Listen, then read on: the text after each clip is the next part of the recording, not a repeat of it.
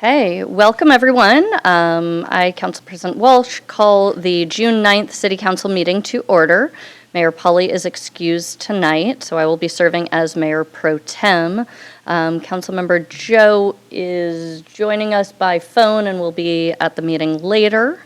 This meeting is being held 1 week later than normal due to Shavuot holiday that occurred last Monday. And as a reminder, we continue to have a remote aspect to our meetings, and both staff and members of the public may be participating in tonight's meeting remotely via WebEx.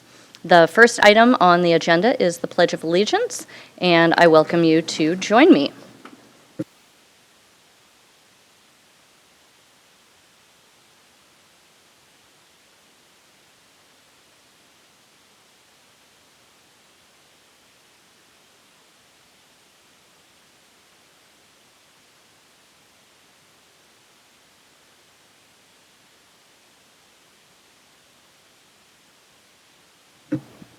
Okay, so we have several special business items tonight, proclamations and recognitions that will happen before we have public comment and then go into our consent calendar and the rest of our meeting tonight.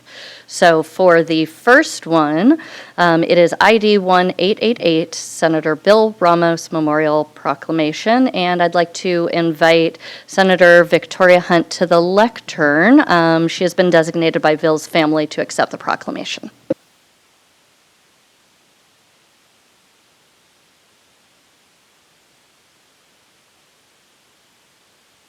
Okay. So as many of you know, Bill Ramos passed away suddenly on April 19th, and we have taken a pause since that moment, recognizing that it was extremely fresh on everyone's hearts, to give the family just a little bit of time, hoping that they might be able to come out, but as is completely understandable, this is a time of grief, and so we very much appreciate State Senator Victoria Hunt for being able to come out on behalf of the family. So this proclamation has been signed by the mayor and all 7 council members, just as a way of recognizing, as small as it is, the loss. So, whereas Senator Ramos served Issaquah with deep dedication and distinction, beginning with his service on the Issaquah Human Services Commission from 2009 to 2015, and the Issaquah City Council from 2016 to 2019.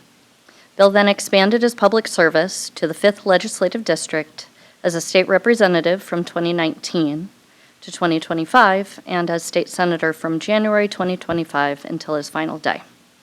And whereas Bill Ramos was committed to equity, community, and stewardship of the environment, informed by a professional career that included impactful roles with the United States Forest Service and the U.S. Department of Transportation's Federal Transit Administration, where he worked closely with over 50 tribal nations to improve transportation equity and access in rural and tribal communities.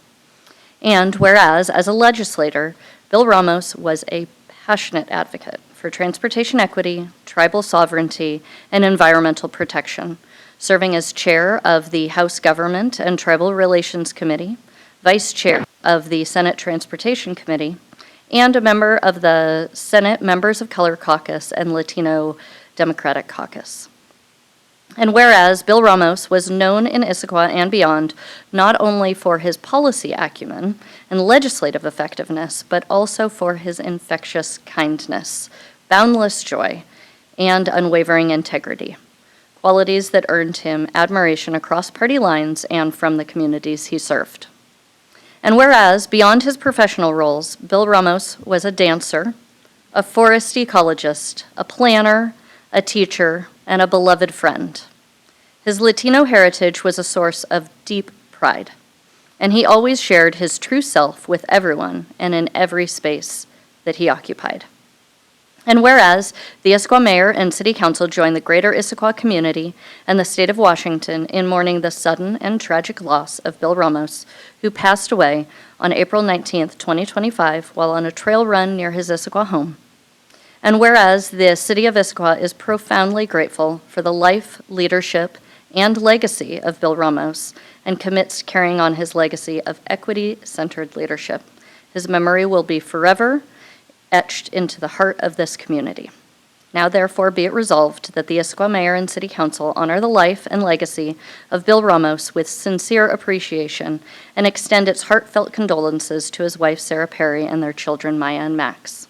And be it further resolved that this proclamation be entered into the official record of the City of Issaquah and a copy transmitted to his family as a symbol of the enduring respect and love of the city he called home and served so faithfully. So, it's a sad proclamation. It's certainly not something that we wanted to be giving out, but I very much appreciate you being here. Would you like to say a few words? Thank you, Council President Walsh. Many of us had the opportunity to work with Senator Ramos, and he certainly has touched so many lives in this community and had such a big impact, and I really appreciate this resolution, and I wanted to say thank you from the bottom of my heart, and thank you on behalf of the late State Senator Bill Ramos's family, King County Council Member Sarah Perry. She deeply appreciates this resolution, so thank you very much. And then I believe we have a flag from the VFW, so Dave Wagner, if you would come up here. I know it's from two of the VFW groups. VFW and American Legion. VFW 3436 and the American Legion 79. 79. Yeah. I believe you said this flag was flying above On the, the day that Bill passed here in Issaquah. yeah. If I could just add one. Why don't you come up here? Okay. One quick thing. Said it to my wife tonight. As a combat veteran, somebody who loves this wonderful city called Issaquah, if I could pick the place that I would die, it would be here. So, Bill, you were fortunate. You were home. So, with that, let's just do this real quick. And I've got to twist this flag in order to present it the right way. So, on behalf of the Veterans of Foreign Wars of Issaquah, Post 3436, and the American Legion Post 79 of Snoqualmie, I would like to present you with this small token of gratitude for your service, Bill, and all the smiles and laughter you gave us through the years. And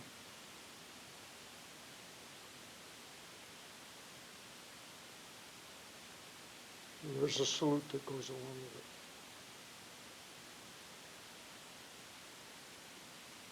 it. Thank you, Senator Hunt. Last time it was Council Member Hunt. So now, thank you. Excellent. Okay, thank you very much. I'm going to also, that, okay. And council members, if anybody would like to make any words, I know we've all been touched deeply by Bill Ramos's loss, and many of us knew him personally. So if there's anybody who would like to make any comments, I'm going to come back around.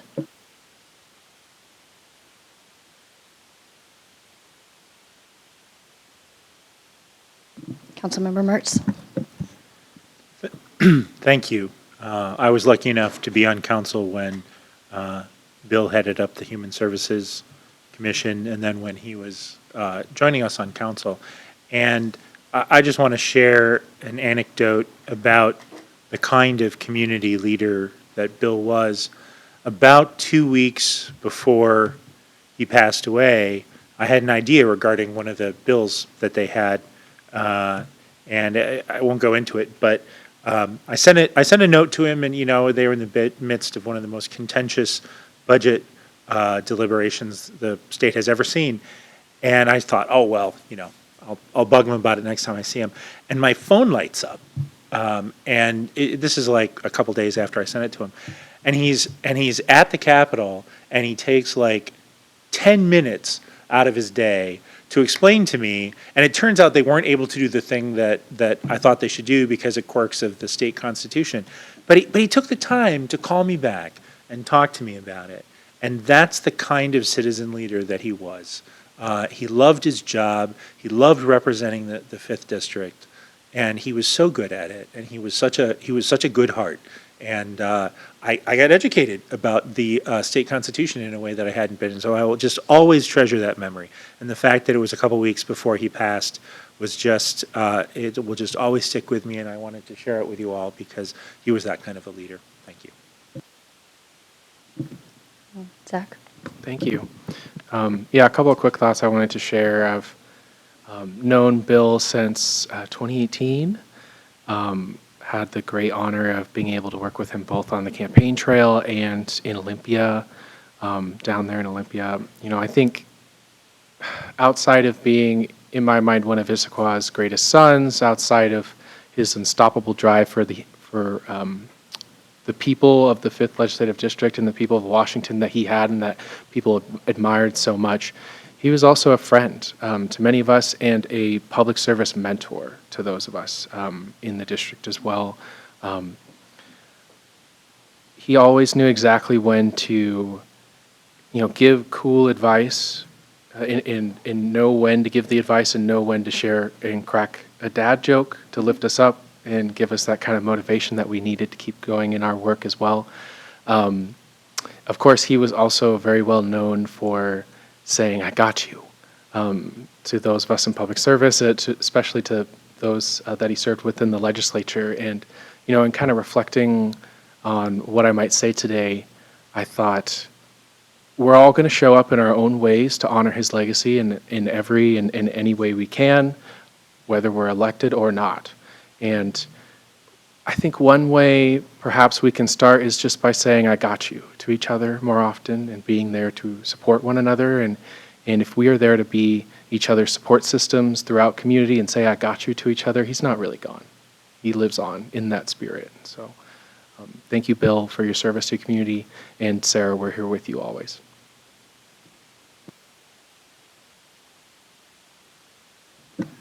It's just always a hard moment to recognize someone who was so close to this community and meant so much. But I appreciate the words and the opportunity to take a moment apart and just really celebrate that. So we do have a few other proclamations, and then we will have an opportunity for public comment. The next proclamation is, a little bit different. As it is apt to be.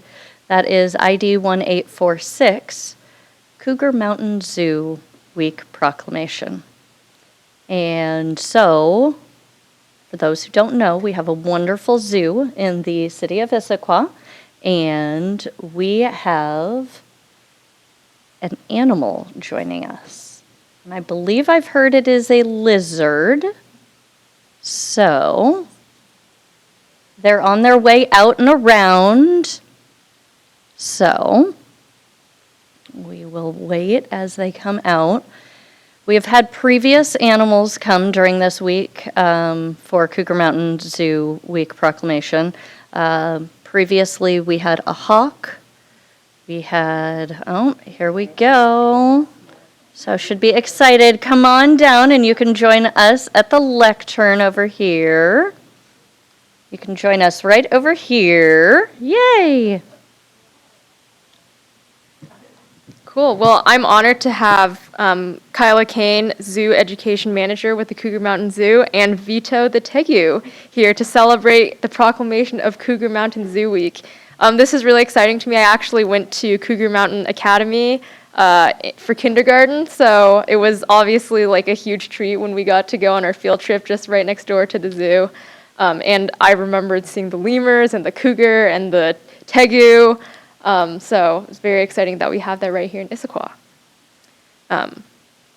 So, whereas the Cougar Mountain Zoo is an 11-acre zoological park located in Issaquah, which receives most of its funding through grassroots efforts of the Zoological Society of Washington, and whereas the Zoological Society of Washington and the Cougar Mountain Zoo are dedicated to increasing the understanding and appreciation of the Earth's wildlife, and the role of humanity and nature through education, exhibition, conservation, captive breeding, and recreation. And whereas the Cougar Mountain Zoo has served as a living classroom for over 50 years, making educational programs available to over 10,000 school children, including myself.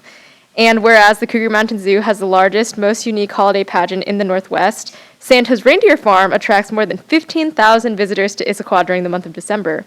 And whereas the Cougar Mountain Zoo is the single largest non-competitive tourist attraction on the east side, attracting over 100,000 visitors to Issaquah each year.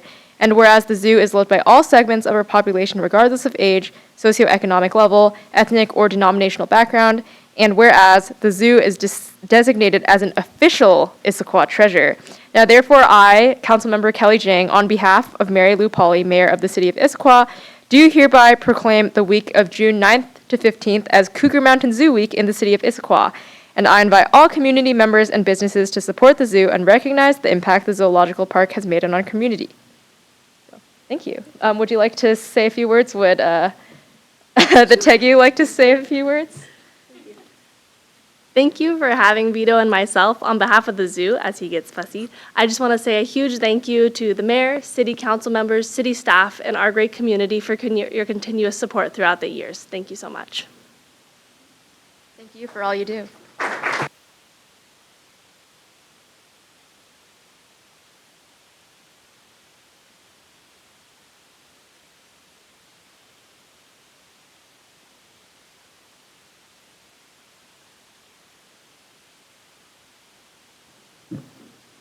Well, like I said, a very different proclamation, and one that provided animals. So, our next proclamation is ID 1843, Gun Violence Awareness Day proclamation.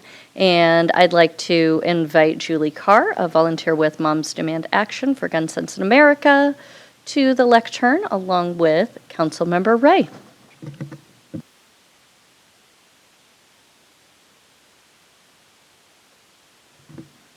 Whereas every day, 125 people in the United States are killed by gun violence, and more than 260 are shot and wounded, with an average of more than 19,000 gun homicides each and every year. And whereas the people of the United States are 26 times more likely to die by gun homicide than people in other high-income countries. And whereas in Washington, there are 935 gun deaths every year, with a rate of 11.7 deaths per 100,000 people, a crisis that costs the state $11.9 billion each year, of which $171.7 million is paid for by taxpayers.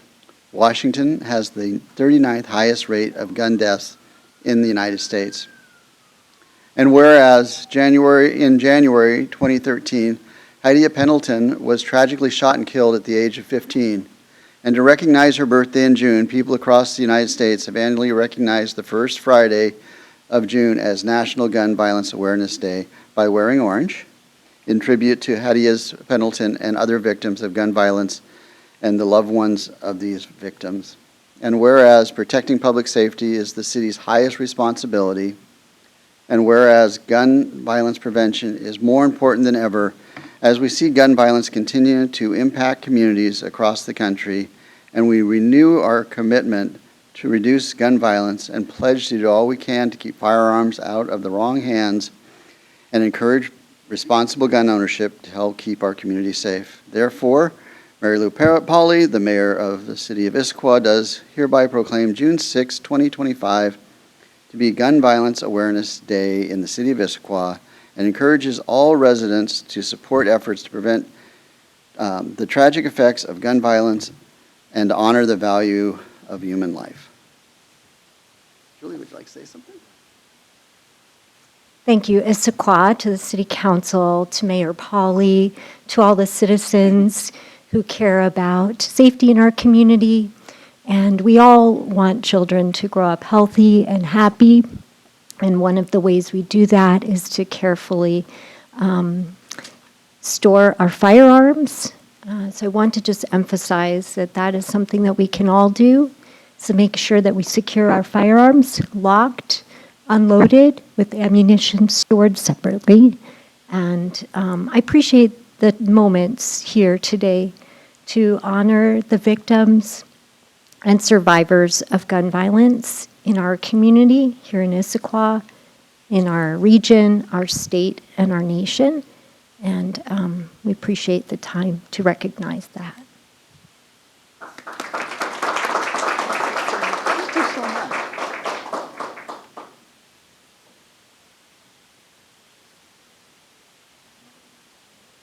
Oh, sure. Come on up. More the merrier. All right, let's do the full on. All right, over here. Get the council. We're all doing this. I'm going to stay down here though.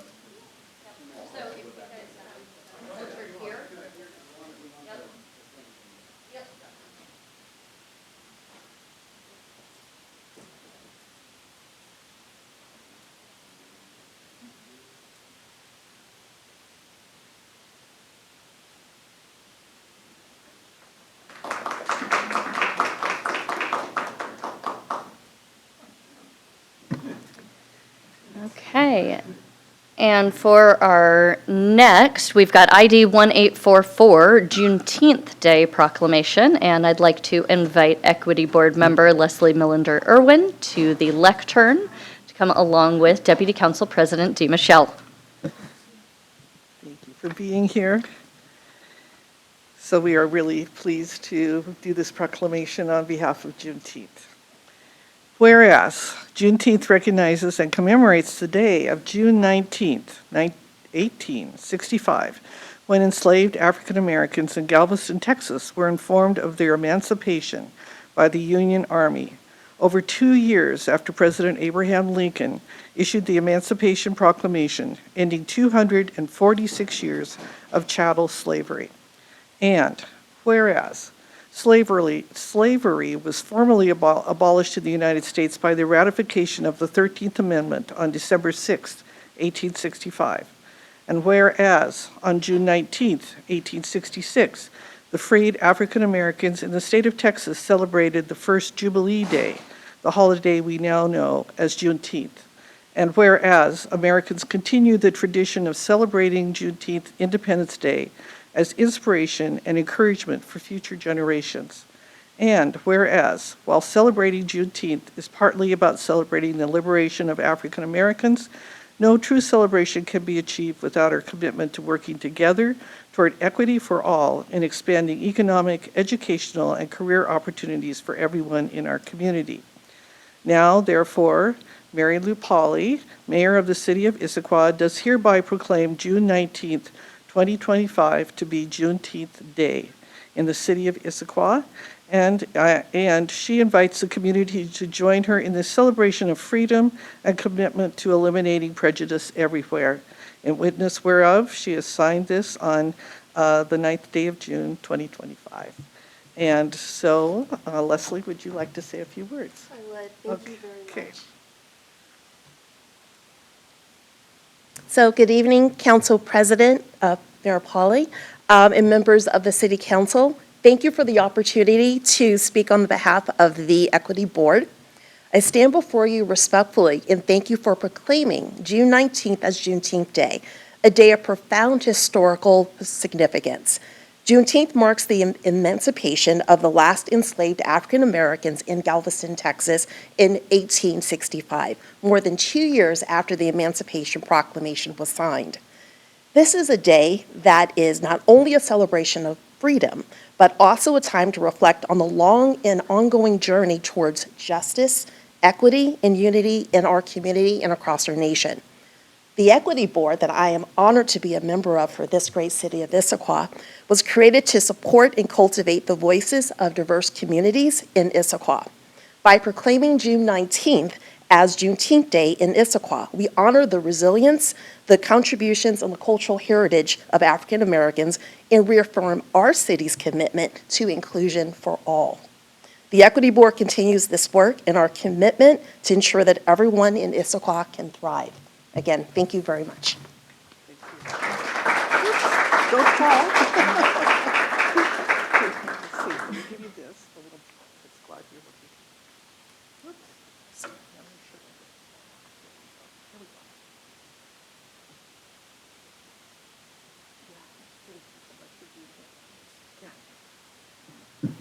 Okay, we have one more proclamation.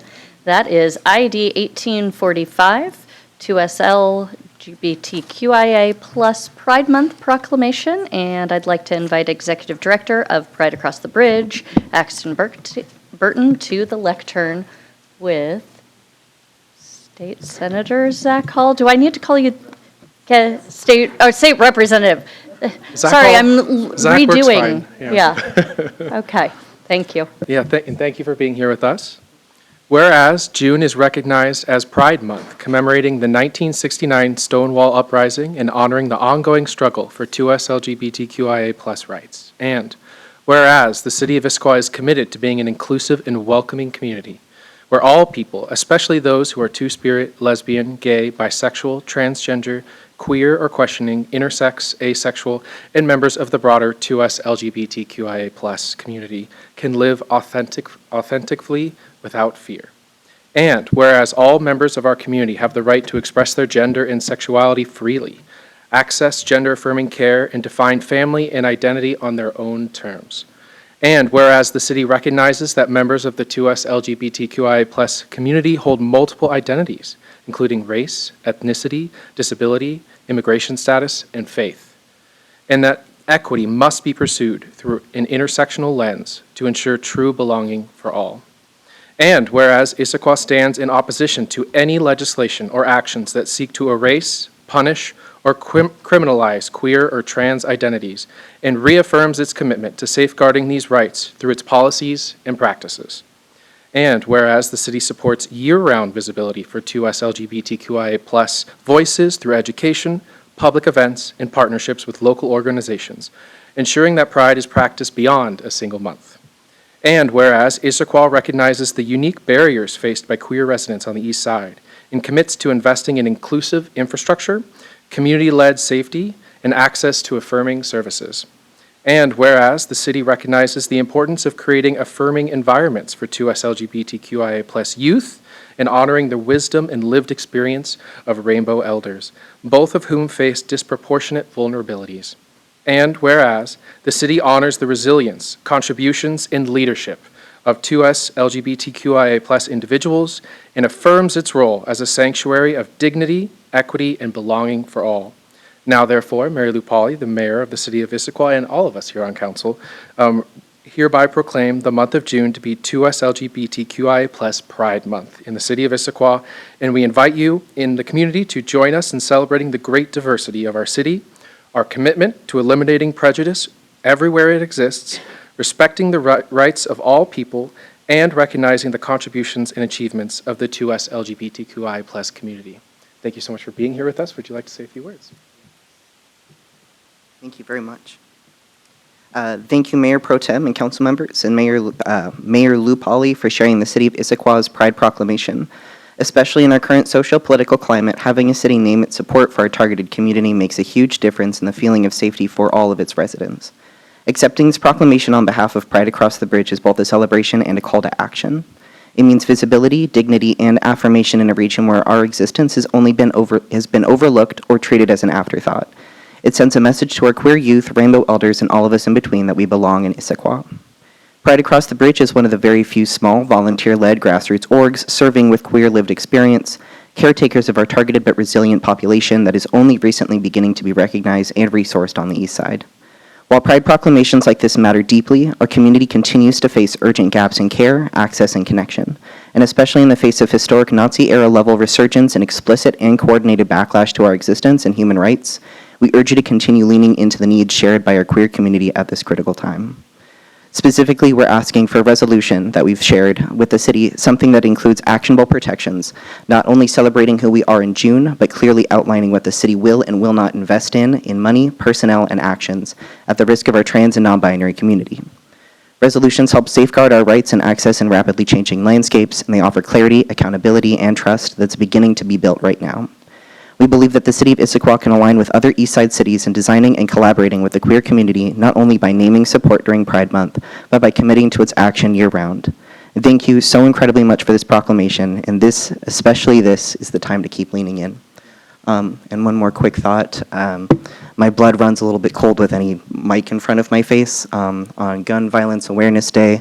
While Washington is seen constantly as a safer alternative state, and especially where our proximity to Seattle is a gift, Washington still is a barn door on its last hinge during this administration. We are halfway through the first year, my friends. A city away, when I first came out as transgender at a job that I had in a neighboring city, at 17 years old, a gun was pointed at my face, and I was told not to return, and I have not returned to my dream job since. My partner and I still live under the, if any of you all hopefully are aware of QAnon, my husband's mother has consistently remained that they're waiting for the go-ahead to drag people like me and my partner out onto the streets to put us down. Pride proclamations are wonderful, and I feel like Issaquah has been taking really, really wonderful steps. And just like today's flag raising, that's really, really nice. It's wonderful to not have to question if that's going to happen this year. Please continue leaning in. Please do not be complacent, because these stories that we hold in our souls and these experiences that we carry with us at home are not shared directly into a mic. The future is terrifying, and thank you for holding space for the joy. Please hold space for this resistance as well. Thank you.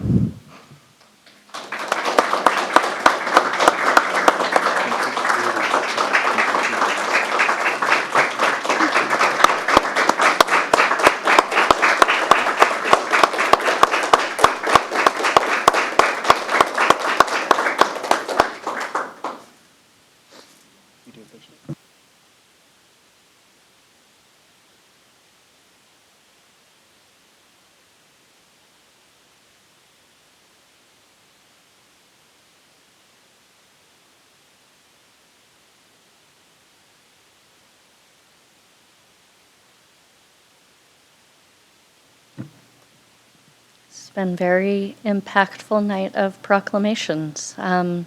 We have one more special business item, and then we will have public comment and other council items. So we've got ID 1890, the 2025 legislative session update. And so we have Government Affairs Specialist Shelley Helder at the lectern to give us a little bit of an update on this crazy, hectic session that has been. Wonderful. Good evening. I am Shelley Helder. I am privileged to serve as the city's state lobbyist. And so I had the honor of representing your priorities in Olympia during this past legislative session. I'm here this evening to provide a report on the outcomes of your priorities. Next slide. So my presentation will have three main components. I'm going to start with a high-level overview of the legislative session. I'm going to summarize the outcomes of the city's priorities, and then I'll wrap up by talking about the next steps. Next slide. The 2025 session was the first year of the two-year legislative cycle. It's referred to as the biennium. The first year is always 105 consecutive days. It's the longer of the two sessions, and it's longer so that the legislature can adopt new two-year budgets, which they did this year. In addition to adopting the budgets, they also considered 2,387 bills and passed 433. Because this is the first year of the biennium, any bill that did not pass into law this year is automatically reintroduced and available for consideration in the second year. Democrats maintained strong majorities in both chambers. It was 59-39 in the House and 30-19 in the Senate.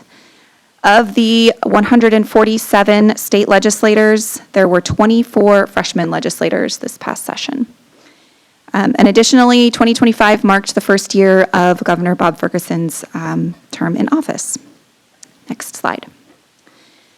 The state has three budgets: the operating, the capital, and the transportation budget. This year's budget negotiations were uniquely difficult. I'm sure you all have read about it in the news.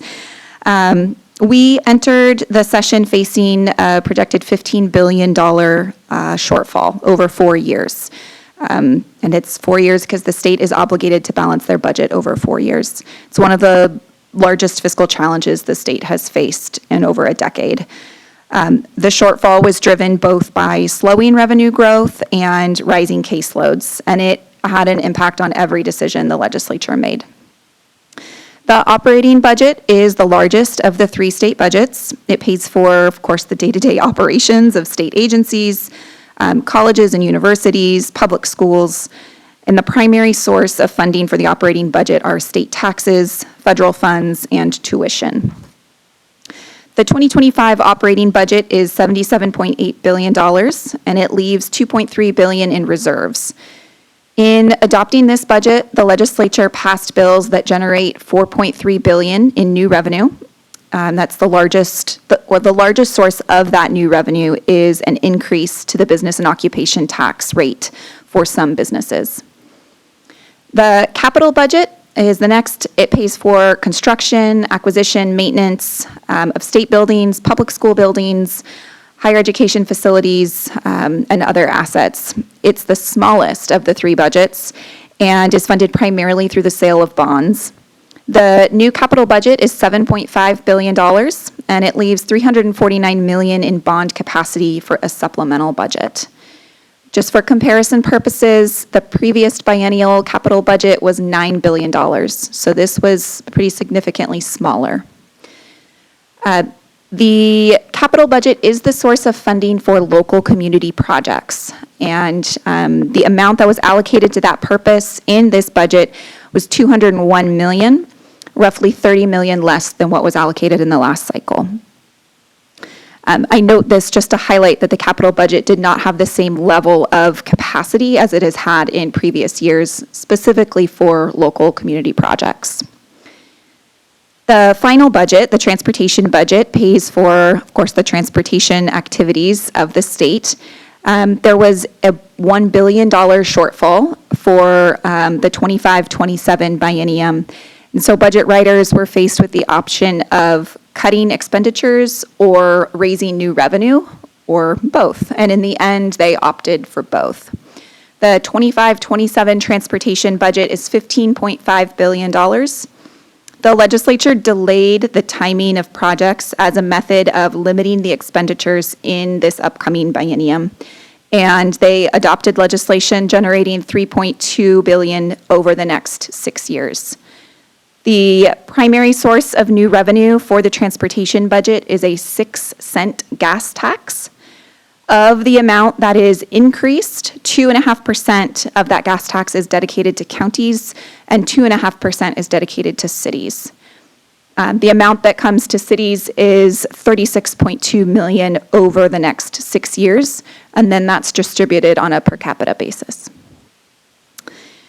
Next slide. In last fall, the city adopted a legislative agenda with 6 priorities. That was more priorities than we've historically had, but several of them were coalition requests. And so the city was not the sole entity making the request. And then, of course, the bomb cyclone hit, and the financial impacts of that clearly were elevated as a city priority. And so that brought the total priorities to 7 for this upcoming, or for, at that point, the upcoming session. And I'm just going to provide as brief a summary as possible on the outcome of each priority. So first, as a member of the Southeast Area Legislative Transportation Coalition, the city requested protection of the funding that was already allocated to State Route 18, specifically the widening and safety project. And as I just mentioned, the state's transportation budget had a $1 billion hole, and despite raising new revenue, they could not honor the previous commitments made to significant projects that had a large amount of expenditure in the upcoming bienniums, State Route 18 being one of them. In the House Transportation, in the proposed budget from the House, funding for State Route 18 was delayed at least 4 years. It was put into the future column, with an uncertain date. In the Senate proposal, which was developed by the Senate Budget Cabinet, where Senator Ramos served, it retained funding to keep the project advancing, Yet the Senate budget was dependent on this really significant new revenue in order to balance. So the difference between the House and the Senate proposals was stark and was not a good place for our project heading into budget negotiations. We coordinated to have a panel of CLTC members testify at the public hearings on the budgets, and then Representative Hunt sponsored an amendment on the House floor to provide $10 million to the project in the upcoming biennium. Obviously, that amount is less than what we wanted, but it was a strategic move to get the House budget into a better place entering into budget negotiations. And that strategy proved to be successful in terms of keeping the project moving forward. So the final budget allocates $15 million to SR 18 in the upcoming biennium, has $25 million in the following biennium, and then the remaining amount is in the future. This means that the project is, the fact that there's money in this upcoming biennium and the future biennium means it's not on hold, it's continuing to advance. However, the project bid that was planning to go out and start construction in 2027 was canceled. The project is scheduled for construction in 2029. WashDOT has shared that they are now changing the project from a design build to a design bid build, so they will complete the design of the project between now and 2029, and also do some mitigation work to prepare for the construction. So not our preferred outcome, but still better than what was proposed in the original House budget. Definitely a compromise. The second priority was a request for $88,000 from the state operating budget to conduct a 2-year pilot program with biometric monitoring devices for the enhancement of safety of inmates at Issaquah City Jail. The city's delegation was very supportive of this request. Despite the difficult budget year, this item was still prioritized, and it was included in the final budget that passed the legislature. Unfortunately, it was something that was subject to the governor's veto pen, and so therefore is not included in the budget that is going to be law starting July 1. The city also requested the legislature provide more resources to cities by increasing state shared revenues, adjusting the cap on property tax revenue growth, or considering other methods to address city budget challenges. The legislature did not significantly increase state shared revenues, but they also didn't decrease state shared revenues, which I think should be considered a win, considering the budget challenges that they were facing. There is a slight increase to the municipal criminal justice assistance account funds. The effort to raise the 1% cap on property tax growth looked more optimistic than ever. I think a lot of people thought this was going to be the year. And a few days before session ended, the governor made an announcement that he would not be signing a bill if that was delivered to him. And so that resulted in members that had previously been willing to vote for it not being willing, and the bill was never brought forward for a vote, and so it died. Well, I guess the concept, the bill itself still advanced, but in a different version. So 1% cap did not change. The legislature did provide an additional local option taxing authority for local governments. It's in House Bill 2015. It's a councilmanic 1/10 of 1% sales tax, and the revenue generated from that can be used towards criminal justice purposes. There's a pretty broad list of uses cities can use for that. The next priority was a $2.7 million operating budget request for a digital permitting system upgrade. And this was a request made in collaboration with other eCityGov Alliance jurisdictions. This was a large request, and so we did really extensive education and outreach on this one. Every legislator we spoke to was supportive of this. It made a lot of sense. And unfortunately, the budget realities made this request unfeasible for this budget. There was no funding included in the House nor the Senate proposal, and there was no one willing to do an amendment to the budgets to get it in the final version. Obviously, it's a discouraging outcome, especially considering the amount of time and energy that was invested into this priority. The East City Gov Alliance Executive Director, Tyler Runningdeer, spent a lot of his time and energy in Olympia advocating for this. And so, if not for the state's budget, I'm confident that this item would have fared differently. Transitioning to the capital budget requests, the city requested $100,000 to initiate the Creeks to Peaks vision. We worked with city staff to submit this request, and the 5th District legislators led this effort. The full amount that was requested, plus the 3% for the administrative fee, was included in the House proposed capital budget. There was no funding included in the Senate, but when the final capital budget was released, that funding was included in the final version, and that's big thanks to Representative Callan, who serves on the capital budget team in the House. The city also made a twofold request related to the bomb cyclone. So the first was a financial request to help with the operating and capital costs for recovery. And the second was a policy request to of how the Department of Fish and Wildlife determines the necessary mitigation when trees fall in waterways. And with relatively short notice, both Representative Callan, Representative Hunt, and Representative Zahn, all three of them jumped in to support the city on this. The request was $1 million from the state capital budget, which was sponsored by Representative Callan, $1 million from the state operating budget, sponsored by Representative Zahn, and there was a lot of work that went into those requests with a really short turnaround time. City staff did an exceptional job of being available at very strange times to get answers that our legislators had, that legislative staff had. And the final capital budget includes $1.4 million towards Issaquah's bomb cyclone recovery efforts. So that's a huge win and a real outcome of the teamwork. Additionally, then Representative Victoria Hunt introduced House Bill 1922, and the bill directed the Department of Fish and Wildlife to add certain factors when considering woody debris mitigation. The bill had a public hearing. Mayor Pauley testified in support. The bill passed out of the policy committee, but then died in the rules committee.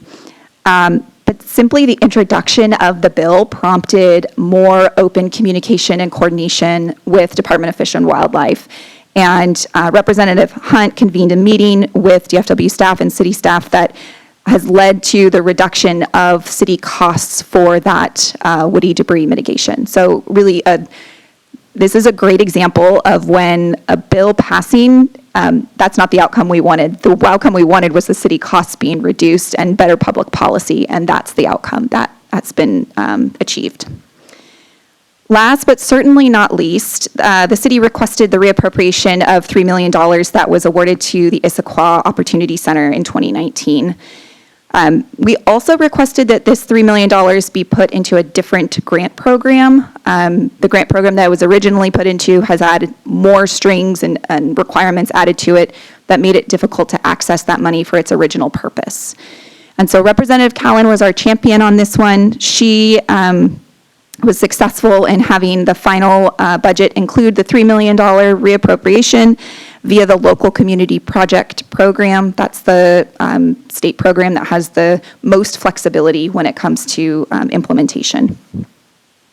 So in summary, the city's legislative delegation, they worked really hard to advance the city's priorities in an incredibly challenging session, not just in the budget environment, but also politically and personally as well.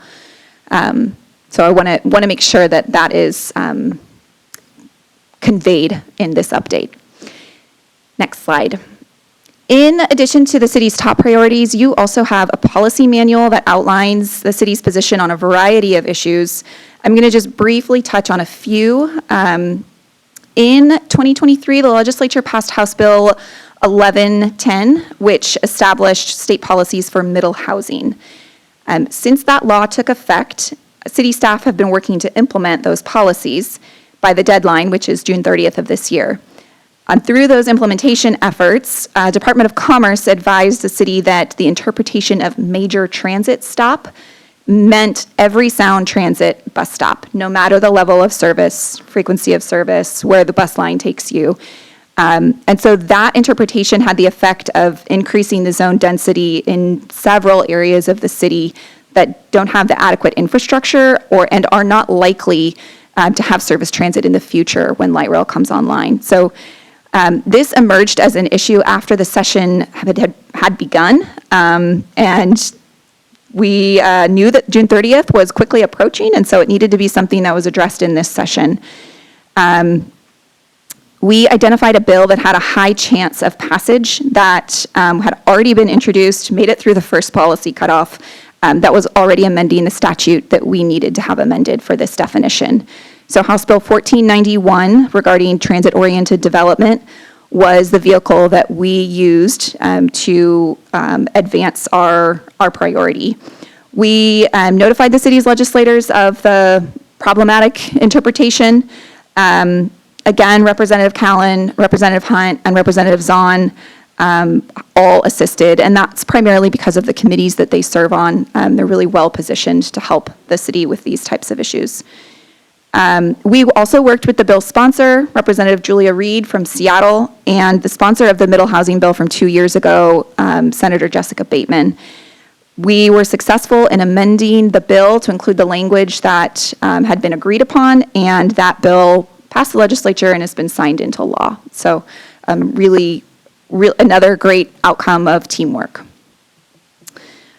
We also engaged in the development of policy for Senate Bill 5184 regarding parking minimums. We opposed the state's preemption of local land use decisions, and yet we saw the writing on the wall that this bill was going to pass. And so we provided technical analysis to ensure that in the version that passed the legislature that it would be feasible for the city to implement. And then per the city's request, Representative Hunt sponsored an amendment to allow for up to 3 years for implementation of this policy. So as it passed the legislature, it dictates the certain minimum level of parking spots that cities can allow for residential and commercial development. Efforts to increase the supply of affordable housing continued this session. The capital budget, invested $605 million in the Housing Trust Fund and $90 million in the Connecting Housing to Infrastructure program. Those are both grant programs that are specific to supporting affordable housing projects. The legislature also passed House Bill 1791, which increases the flexibility of real estate excise tax revenue. So it means that for you all, now there's not this confusing way of you can only use REIT $1 on certain things and REIT $2 on certain things. All REIT money is the same. It can be used to any purpose, including regional affordable housing projects, meaning if there's an affordable housing project outside of city limits, REIT dollars can be a source of funding for that project. And then lastly, the legislature passed House Bill 1403, and this simplifies the condominium construction and warranty requirements with the goal of increasing condominium construction. Next slide. So now that session is over, what's next? I think first I want to encourage the city to consider how to thank the city's legislative delegation, not only for their service during a difficult year, but for also the things that they weren't able to accomplish. Oftentimes we focus on what the wins were, but there's a lot of battles that go into things that end up not getting attention. Based on what did pass the legislature, there will be implementation that's required of the city, and so more than ever, it's important that we use the funding that has been allocated. This year, there was a really big push on being diligent to not reappropriate funds that did not have a near-term plan of being spent. And so the Issaquah Opportunity Center, the Creeks to Peaks, any other previously awarded funds, it's really important that we prioritize using those so that we don't have to use political capital in the future to request to just keep the money.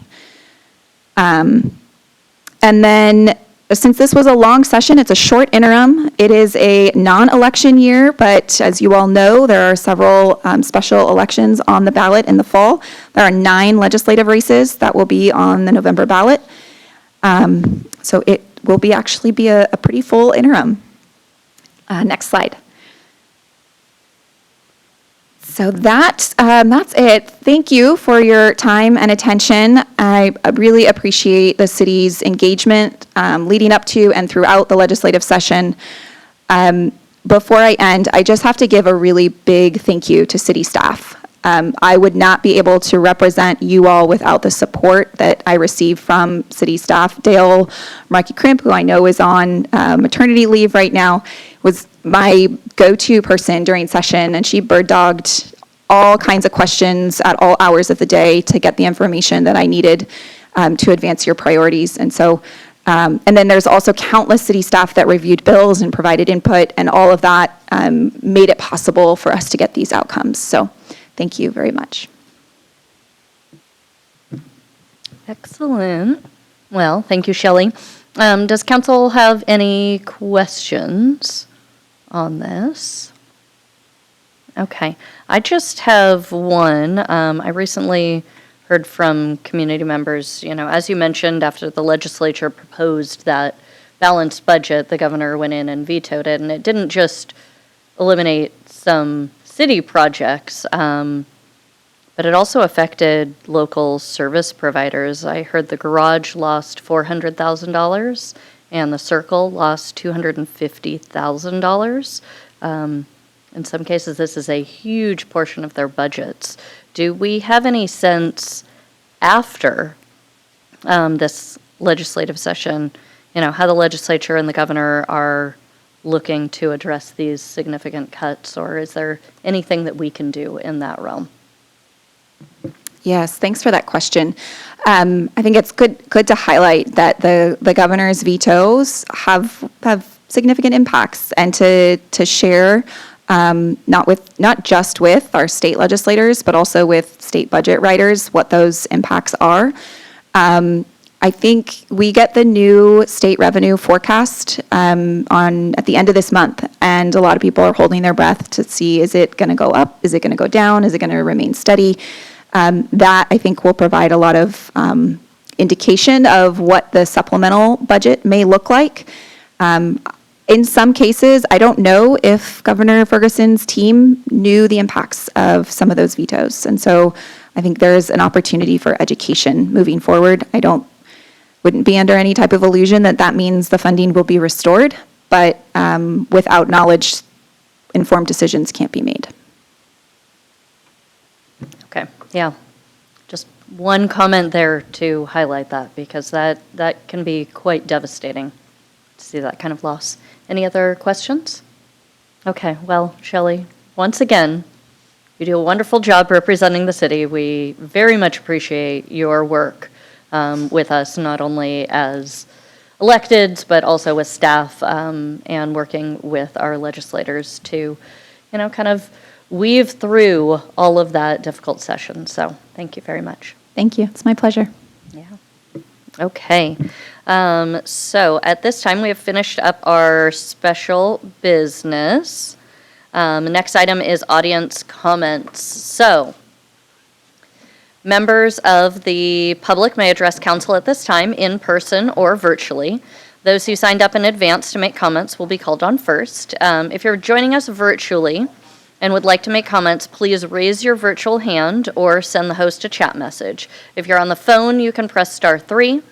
If you join by computer or smartphone, look for the hand icon. And if you're in the room and did not sign up, I will ask for other speakers before closing this portion of the meeting. One piece that kind of, according to our rules, we also have a public hearing tonight. And so public hearings are areas where we can specially record comments on a specific item. So the public hearing tonight is on AB 9006, the 2027 to 2032 Capital Improvement Plan. So if you have comments on that particular item, I'm going to ask you to hold on them for now. And when the public hearing occurs, we will definitely ask you to come up for that. So, clerk, has anybody signed up to speak for general audience comments? Yes. Okay. For those making comments, we really invite you to come in and speak to us regarding matters that are directly related to Issaquah's programs, projects, services, or events. Comments related to political campaigns are not permitted. Please direct your comments to the whole council and not individuals. And while we can't respond during this, if there is a question or something that comes up, we would be happy to get your contact information and get in touch with you afterward. When you are recognized, if you're virtual, you'll unmute your microphone. If you're in person, come up to the lectern. You're going to press the button. It will show up red. That means it's on. State your name, address, or relationship to the city. Speak clearly and pause frequently, and limit your comments to 5 minutes. We'll have a timer right here. If you're attending virtually, you don't respond, you get disconnected, something like that, the meeting will need to proceed, and you're encouraged to rejoin if able. Personal attacks, obscene language, derogatory remarks, and disruptive behavior will not be permitted. We take your comments seriously. We really thank you for taking the time to come in, come online, and address us. So, clerk, can you identify the first person who has signed up to speak? Yes, we have a virtual public commenter, Paul Quinn. Paul, I'm making you a panelist now. You should have the option to unmute and can choose to turn your video on.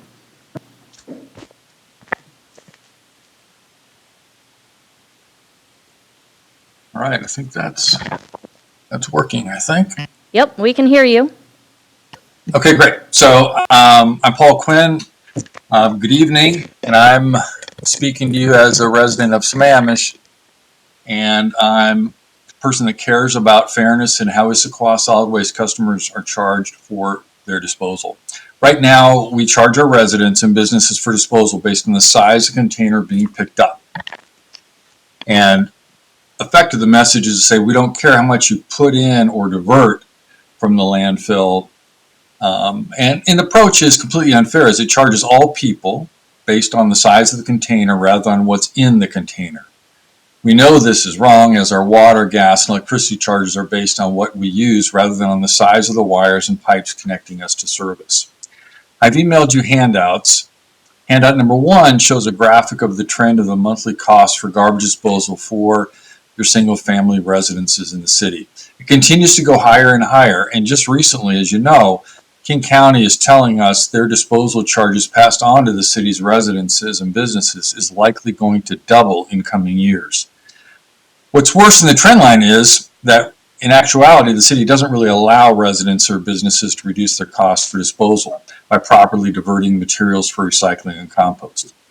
In fact, the current approach really increases cost to folks who work hard sorting recyclables and composting food scraps by charging them the very same as others who are indifferent, just based on size of the container.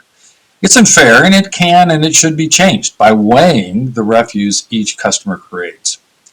To begin this change, I recommend a pilot program called Smart Disposal, which will help significantly improve the city's diversion rates. And note, Smart Disposal is an innovative initiative. It's not a company.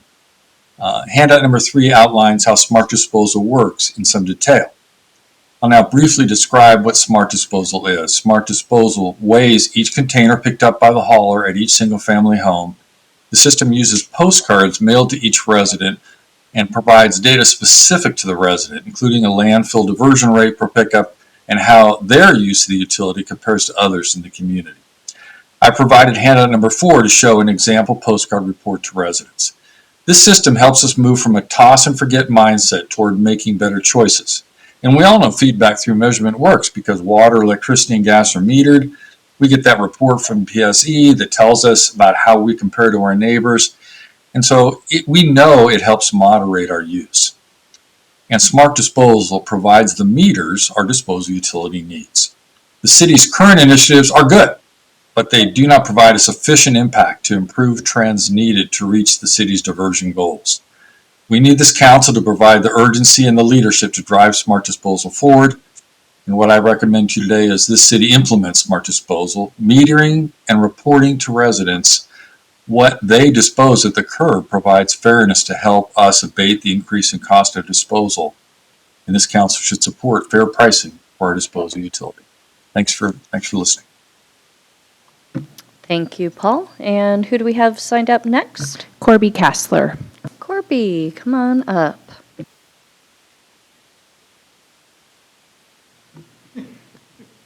Good evening, council members and fellow citizens. Thank you for having me again today. I had mentioned that I'd be back to talk about the 2025-2027 plan from Downtown Issaquah Association. This slide is coming up.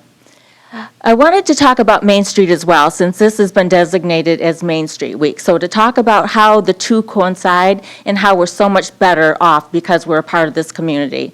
Next slide, please. Our transformational plan is really part of what we learned from Main Street, what our experience has told us, but it's also very ingenious in that it really takes what Issaquah has to offer and builds upon it. So a lot of great things are going to be happening over the next couple of years. Next slide, please. So why Main Street? There are words here that I really like: resilience, strengthening local economies, creating shared spaces and experiences, which GIA does really well, bringing people together, and extraordinary investment. And I'll talk a little bit about what that really means. It's a great investment just to bring money into our local community that might have gone elsewhere. Next slide, please. This is a slide that just shows the rebound of Main Street communities versus non-community Main Street communities after COVID. 18% better than pre-pandemic, 4% better than comparable communities, and 13% better than statewide communities. The next slide will show you how restaurants fared as well.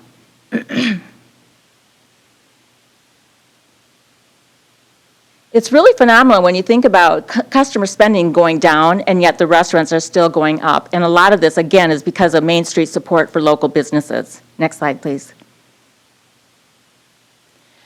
Our transformational strategy really seeks to scale the district's growth by diversifying appeal and attractions. And when we say scale, we don't mean people putting more money that they don't have into their businesses. It's how do we take the best practices in Issaquah and learn from each other and implement programs we know work. Next slide, please. First, the big idea is be the experience. And this is leveraging existing businesses and creating new experiences, love this picture, that are fun and informative. So educational fun is really what we're promoting. And you'll see from another slide that I do on what we promote is you've got so many businesses that do this really well. Capri Sellers is one. Experience Tea, as you can see here. Art by Fire, to name just a few. Next slide, please. Big idea, too, is to augment the definition of the arts. What does it really mean to be an arts community? We are a creative district, but we want to expand the thinking so that creativity involves everything from fiber arts, which we had at the Historic Shell. We had a museum there just to show what artists can do with fiber. Knitting, for example, landscaping, pedestrian park, I see that being a great example of art once it's completed. Next slide, please.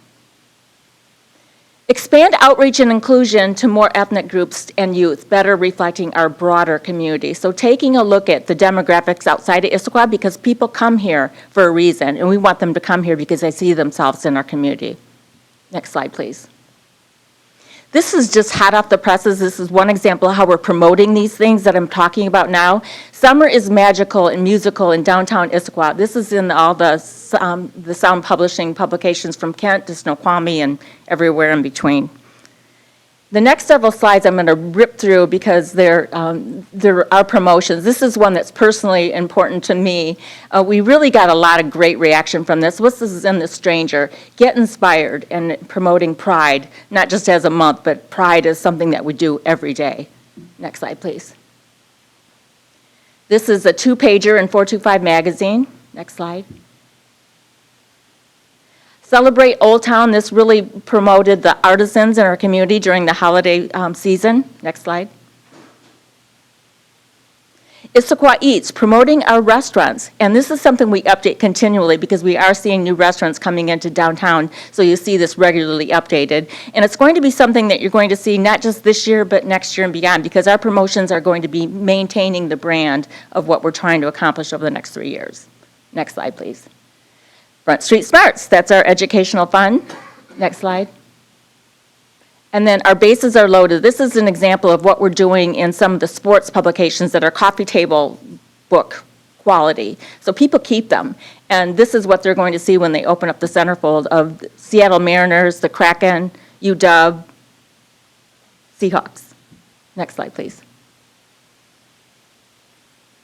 So where does DIA fit? We have a lot of partners here, and where do we fit into all of this? Are we the same, or do we build each other better because of who we are and what we represent?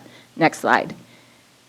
Because of Main Street, we are uniquely positioned to create a sense of belonging. We have so many resources at our available to us. But ultimately, what we try to do is really build this culture of happiness and fun and togetherness and belonging at a time when we really need it more than ever. Next slide, please. Oh, no more slides. So I want to invite you to Fenders on Father's Day. Make sure you come. That's the only action I'm asking of you other than supporting DIA. But be there on Sunday. It's going to be a lot of fun. 500 classic cards, about 7,000 people, all kinds of fun in between. Thank you. Okay, thanks, Corby. Appreciate it. Do we have anybody else who has signed up to speak? Yes, the next person up is Alex Zimmerman. Thank you very much. I very appreciate you. I look like a number one, but this is okay. Oh, it's working, yeah? Yes, thank you very much. Sie Heil, my dirty damn Nazi Gestapo, fascist mob, and bandita. My name is Alex Zimmerman. I live in Bellevue for 40 years. I Trump support from beginning. I have 5,000 times speaking council chamber from Tacoma to Everett. I have 6,000 days of trespass, and Bellevue prosecute me 5 times. All 5 pure fabrication, pure political Nazi pig. Yeah, normal. What is I come today, situation very critical, and I want to explain to you what is happening right now in Bellevue. Bellevue for last year approximately, a little bit more, come deeper and deeper to real fascism with Nazi Gestapo principle. They have something what is I never see for 40 years. It is very critical because it's Bellevue is like a deep problem that is we have in country in exactly in East. In Bellevue change everything. Is this will be reflected? Mr. Zimmerman, we've asked that you are able to speak on Issaquah's projects, plans, That's events, exactly what I not speak. Bellevue's. No, I don't speak So about if you Bellevue. want to take it back to Issaquah, we would be happy to hear it. Exactly. I give you example. So what's happening in Bellevue will be reflected in Issaquah. Why I come to you? Talk about Bellevue. I'm not caring people in Issaquah what's happening in Bellevue. I want to explain to you. So what is happening in Bellevue reflect everybody. It's not surprise me because for last few years right now, Bellevue have something what has never happened before in American history. For example, 120,000 Bellevue right now is this jungle slave. It's only 30,000 white people. You understand about your talking? This reflect everything. So when Amazon bring another 30,000 for another couple of years, white people will be totally out. It's not how analogy in American Mr. Zimmerman, I am again going to ask you, if you are going to speak here, you need to do so without using any outside comments, talk about Issaquah, any of our plans or projects, you can speak. Otherwise, we're going to ask you to sit down. No, it's exactly what as I speak about Issaquah. You want this game, I have this game. Not you first, no, you last. Guys, you need to understand, Bellevue is a key to every King County. In King County right now is number 1 fascist county in America. I give you statistic what has come 10 days ago. We from number 1, from 5 years, moved to number 10. So when system fallen 10 floor down, it means system collapse.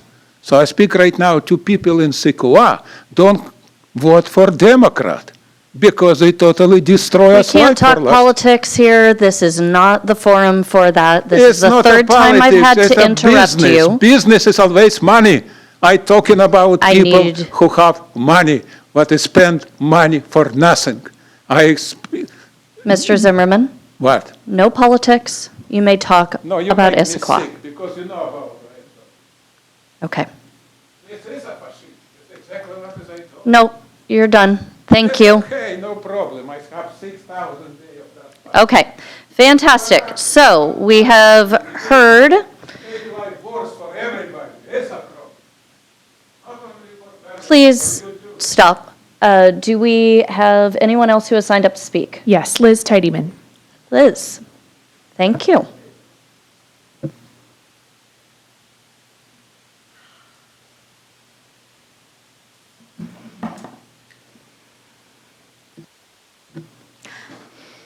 I have to take a deep breath. For the record, my name is Liz Tidyman. I've lived here in Issaquah since late 2016, early 2017.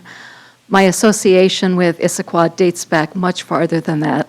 Some of my closest friends live here, and so I have been involved in the Issaquah Meals programs since 2007. But those Issaquah meals have been going on since, if I followed the links correctly, and if memory serves, since 1988, when the city of Issaquah asked Catholic Community Services, could you please provide a meal for us? And thus began something that continues today. What started out as 3 times a week has grown in various ways to now be every day of the week. And on Thursday, there are 2 meals in the community hall, right nearby here, attached to the fire station. I did a little back of the envelope arithmetic, 21st century back of the envelope, and 8 meals a week. Each meal has about 30 guests, sometimes fewer, sometimes more. And so that would be about 240 meals served per week, multiplied by 52 weeks a year, is well over 12,000 meals served every week. And I think of it as a public-private partnership because the city provides the place and lots of volunteers provide the food. And I'd like to assure you that it's not only about the food, because you may notice I have gray hair.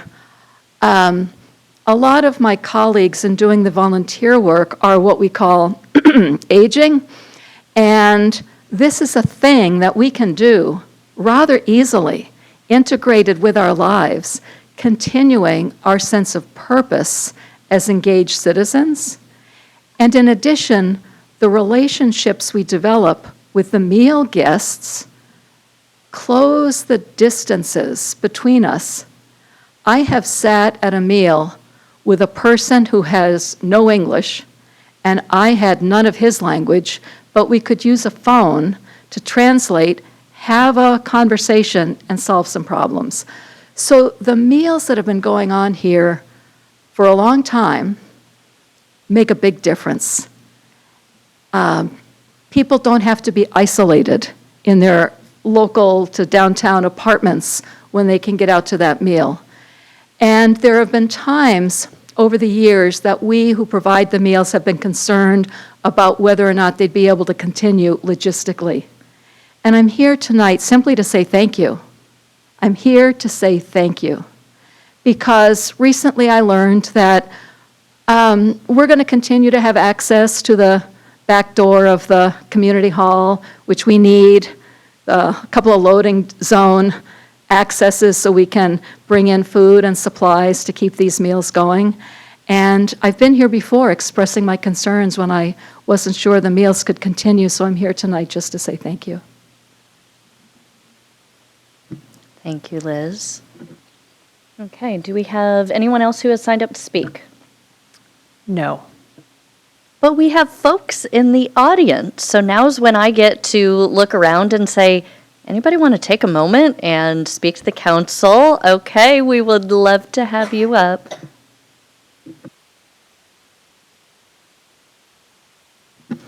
My name is Elizabeth Maupin. I'm one of the lucky, privileged, pale-skinned elders who has a house because it was affordable back in 1982. It's at 100 Big Bear Place. And I'm here to thank the city for the diversity, for the support of the LGBTQIA Two-Spirit folk for your compassion for people who are not always privileged, not always wealthy, and for people who are often or sometimes unhoused. One thing the city lacks is a day center where we can really hear from people who have no housing. And I've been asking for a couple of decades if we could do that. So I'm asking again. And I also want to bring to your attention that Washington State has a really regressive tax system, and it's hurting the people who have the least. So one of the things our city could do is to authorize its lobbyist to move for a change in our Constitution so that we could have a more equitable, progressive tax structure based on a graduated income tax. That would really help. So that's my plea. I thank you for the care you've shown for people who are up against it. And I ask you to make things easier in the future and more equitable. Thank you. Thanks, Elizabeth. Anybody else want to take a moment? Again, your council would love to hear from you. If you're not ready to make comments up there, you can always reach all 7 of us by emailing citycouncil@issaquahwa.gov. So, looking around, anybody? Okay, well, we have heard from quite a lot of folks. Really appreciate hearing from the community and having you here to talk to us. Very, very appreciate that. Okay, the next item of business is our consent calendar. So, as the Mayor Pro Tem, I don't have any remarks on the consent calendar items. Committee chairs or designees, any comments on any of the items? Not seeing any. Okay. The consent calendar was distributed to council in advance. If authorized, the items on the consent calendar will be considered together and approved by one motion. Have the payables and payroll been reviewed? They have. And they have. Does any council member desire to remove any items from the consent calendar and consider it under regular business? Not seeing any. Do we have a motion? Thank you, Council President. I move that the council adopt the consent agenda as presented. Is there a second? Second. Fantastic. The motion to approve the consent calendar as presented has been moved and seconded. All those in favor signify by saying aye. Aye.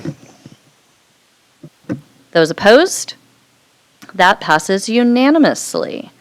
The next item of business is that public hearing that I was talking about. So that's going to be AB 9006, the 2027 to 2032 Capital Improvement Plan. Inviting Budget Manager Susie Monsell to present this item. So we're going to receive the presentation, we'll open the public hearing, and hear from anybody who has any comments. Great. I can just get this up.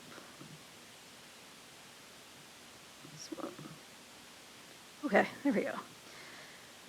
So tonight we're back with the latest round of the 2027 to 2032 Capital Improvement Plan. This item has been before the council, each of the council committees already, so I'm going to go through this fairly quickly. So state RCW requires cities to conduct a public hearing on the Transportation Improvement Program, which is the transportation element of the Capital Improvement Plan. And that is why we are here tonight. Nope. There we go. Nope. Nope. There we go. Okay. So briefly, what is a CIP? It is a 6-year plan that we update every other year. It is the long-term financial planning element of the city's comprehensive plan. It includes the annual transportation improvement program, so that's adopted every single year, while this is every other year. And it looks at how capital projects can be funded over the next 6 years, and especially this year, it's subject to change. There are a lot of, as we'll get into in a moment, a lot of question marks. So what the CIP is not, it is not a budget. So, and what that means, is that we have the opportunity by way of budget to adopt actual budget authority. This is just a long-term planning document. So the needs continue to outpace revenues. So especially now, as we've seen during the last budget, there's more competition for general fund and REIT, while we're anticipating fewer, especially federal grants. This uncertain future makes planning pretty difficult. So we wanted to keep this process fairly simple, understanding that we'd have another budget before this plan is implemented. We also prioritized maintenance, particularly facilities maintenance has some urgent needs that continue. And these additions capture the latest in the utility rate study, which is also on a parallel track with the council now, including the water treatment plant. So this CIP departs from the previous practice of balancing revenue and expenditures for the first 2 years. So the need to secure new funding and prioritize further when the information's available, as there are still some question marks on when and what funding is going to be available in the future. And to create a realistic plan, however, we looked at reducing scopes of projects, we phased projects, pushed some projects out to the later years or future years of the CIP, moved projects to more stable funding sources as those were available, and prioritized, as I mentioned, maintenance over newer assets. This table, which I will not go through, summarizes the number of projects within the CIP as well as the total cost. And I should note that's in millions. So timing and next steps, we are here in between Services, Safety, and Parks and the COW, which we will return for next week. And then we will return with potential adoption on June 23rd at that regular meeting. And with that, I request the Mayor Pro Tem to open the public hearing. Excellent. Okay, so looking back over, I am going to open the public hearing at 8:29 p.m. So again, this is a moment when anybody online or in person is able to make comments about the capital improvement plan. So if you're joining us virtually, raise your virtual hand or send the host a chat message. If you're on a phone, you're going to press *3. If you're on a computer or smartphone, look for the hand icon or send the host that chat message. If you're in the room and did not sign up, I will definitely ask for other speakers before closing this portion of the meeting. So, clerk, do we have anyone signed up to speak or indicating a desire to speak? We have not had anyone sign up. We do have one virtual attendee, but they are not indicating a desire to speak. Okay, well, I will just take a moment, since this is a public hearing, just to see if anybody online or in person wants to make comments on the CIP. And seeing none. Okay, so City Council, since we are deliberating and really digging into the capital improvement plan on our June 16th meeting, this is just to kind of keep the public hearing, be able to check those boxes. So it's recommended that we keep the public hearing open so that the public can comment on any changes that come out of the committee of the whole. So is there any objection to continuing the public hearing to the June 23rd City Council meeting? Okay, so hearing none, public hearing is continued. Now, I note in our agenda item that there was a proposed motion. Are we not doing that anymore? You just facilitated that process. Thank you. Fantastic. Wonderful, wonderful. Okay, so looking back on that. Okay, so appreciate it. Yeah. Good to get a little opportunity to present that, and I look forward to us getting a chance to really dig in on that. So the next item of business is regular business. So we have AB 9029, the Newport Sewer Relocation, which is SW017 project. And the ask is to award the bid and authorize the funding. So I'd like to invite Utility Engineering Manager Matt Ellis to present this item. So we'll give you a moment to get all set up.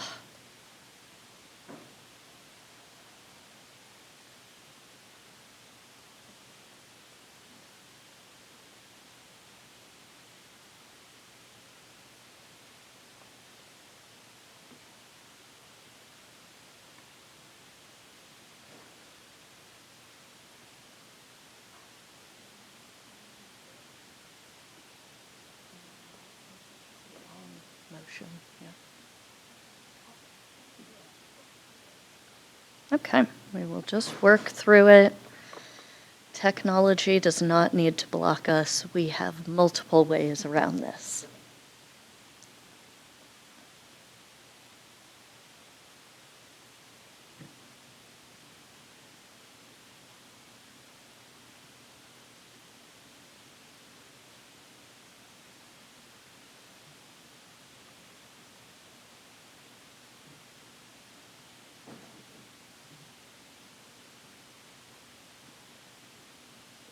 Ready? Excellent. Okay. Good evening, Council. Engineer Matt Ellis, Utility Engineering Manager. I'm here with John Heppenstall. He's the Senior Project Manager on this project. And tonight we are talking about the Newport Sewer Relocation Project. We opened bids for the Newport Sewer Relocation Project on May 8th. Bids were significantly higher than the engineer's estimate and exceeded our budget for the project. Today we are requesting two things from Council. Seeking authorization to award the lowest bid to for the project, and seeking authorization for additional funding to meet expected costs. Next slide.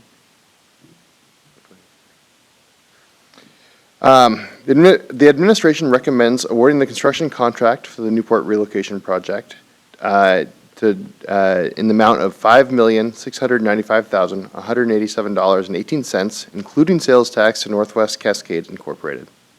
2, authorizing an amendment to the existing contract with OTAC in the amount of $148,486 to provide specialized construction supervision and inspection, and authorize inclusion of $2.9 million of additional revenue and related expenditures for the project from the sewer fund in the future 2025 budget amendment.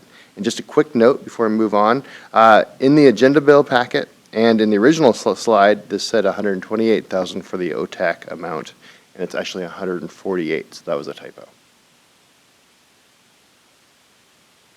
$148,000. Okay. So the city constructed the sewer line that was originally along Newport Way in the 1980s. This is a trunk line that conveys sewer from Montreux, as well as apartments and condominiums on the west side of the city. At the area in question, Newport Way goes up a hill. At the time of the original construction, the city was able to secure a franchise agreement with WashDOT to move the sewer line out of the city right-of-way and into the freeway right-of-way along I-90. This prevented installing the sewer 30 feet deep along Newport Way. Because the sewer is in WashDOT right-of-way, state law requires us to relocate if WashDOT has a project that impacts that utility. In 2021, the city began conversations with WashDOT regarding the Fish Passage project. WashDOT performed a preliminary design, and in 2023, told the city that we needed to relocate the sewer line for the WashDOT out of the WashDOT right-of-way in order to facilitate a new stream alignment for West Village Park Creek. In 2024, the city entered into a contract with WashDOT revolving around the Fish Passage work. This went to council on July 22nd, 2024. The contract pays for the city's time and materials as WashDOT completes the design for the 3 Fish Passage crossings, including Lewis Creek, West Village Park Creek, and Schneider Creek. The agreement also stipulates financial and time requirements by both parties. WashDOT is responsible for relocating city water lines on a few bridges, and the city is required to relocate the sewer line. We are required to relocate the sewer line by early 2026, so we don't hold up the construction of the West Village Park stream relocation that is scheduled later in 2026. Next slide. All right, as seen on this image, you can see the current sewer alignment between the freeway and Newport Way. WashDOT plans to change the course of West Village Park Creek to go into this corridor and connect to Schneider Creek further downstream. This provides new fish habitat and reduces the amount of bridges and crossings that WashDOT needs to replace. The city had to act fast when we were put on notice that the sewer needed to be relocated outside of WashDOT right-of-way. We knew the sewer had to be installed deep, upwards of 30 feet in places. This means we could not open trench the roadway. This could be too impactful to traffic, be too expensive, and potentially impact critical facilities, including the Bellevue-Issaquah pipeline located along the center line of Newport Way. We called a few contractors and determined a budget based on the standard boring operations. This amount was placed in the adopted CIP. Unfortunately, due to a quick timeline, we had to expedite the design. During the design process, we completed geotechnical explorations in 2024 and determined that the soils are quite dense, making a standard bore not possible, requiring specialized equipment. We bid this project in April, and we received 4 bids. The bids ranged between $5.7 million and $6.4 million. Because the bids were pretty close in range, we believe they were competitive and represented the market price for this work. The cost for construction exceeds our available budget. The next slide, please. As mentioned before, WashDOT has started the design build process for the 3 stream crossings. They've provided us with a schedule and plan to relocate West Village Park Creek in 26. Our sewer line needs to be out of the way prior to the state commencing their work. To meet this timeline, we need to begin construction this summer. We do not have time to rebid the project to see if we get a more favorable bid and still meet the state's timeline. Next slide. So this slide shows the existing conditions on the roadway. The sewer line will largely be in the multi-use trail on the north side of Newport Way. That's the good news. But one thing to note is that the roadway was recently paved in 2022 before we knew the sewer had to be relocated. Next slide. So this is a very poor rendering of a bore pit. Included this just to show that even though the work will largely be in the trail and underground, the pits will be quite large. Hence the need to close the roadway to ensure the contractor has a safe working area.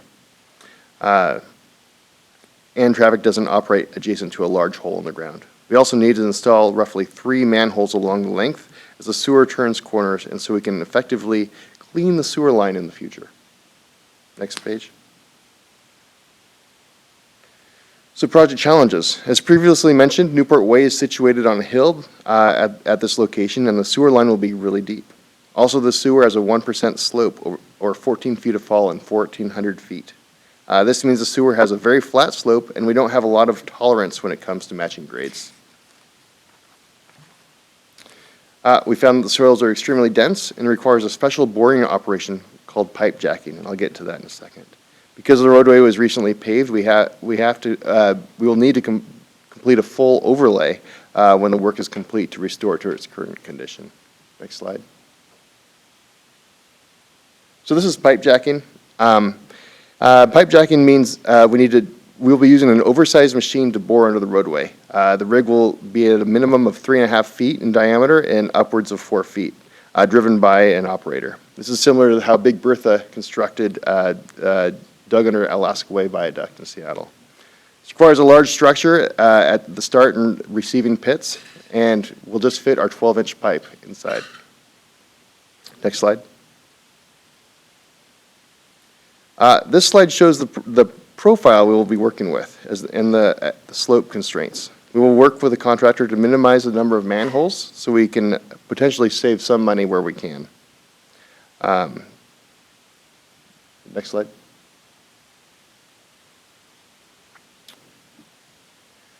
So the construction impacts. Once the project is awarded, we will engage with the contractor. We anticipate the project will take about 7 months to complete. For the majority of the work, we will reduce travel to 1 lane with a closure west of 54th Street. It won't be alternating, it will be one direction. will allow for one full road closure for 10 weeks. We anticipate this will start in September. We have been in coordination with the school district, as well as emergency services, Issaquah Police Department, and EFR to convey this message and the impact. We also held a Newport neighborhood meeting in March to discuss all projects along the corridor. And I will briefly explain this on a later slide.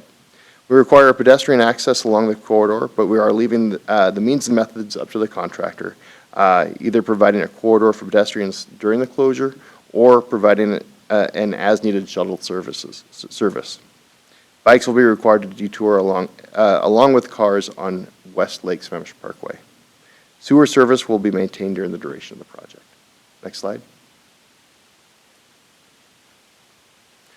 So this slide shows the construction impacts in 2025 along Newport Way. It's going to be a busy year. This information was conveyed to the community during the neighborhood meeting in April. The Newport Way landslide repair project is starting right now. And this is located a bit further east, but will have a full closure for about a month. The remaining time, the road will be reduced to a single lane closure. The sewer relocation work will occur on the heels of the landslide repair project. We are in coordination between the two project managers to ensure traffic impacts are as minimal as possible for these two needed projects. And I want to point out that this work isn't the only time Newport will be impacted.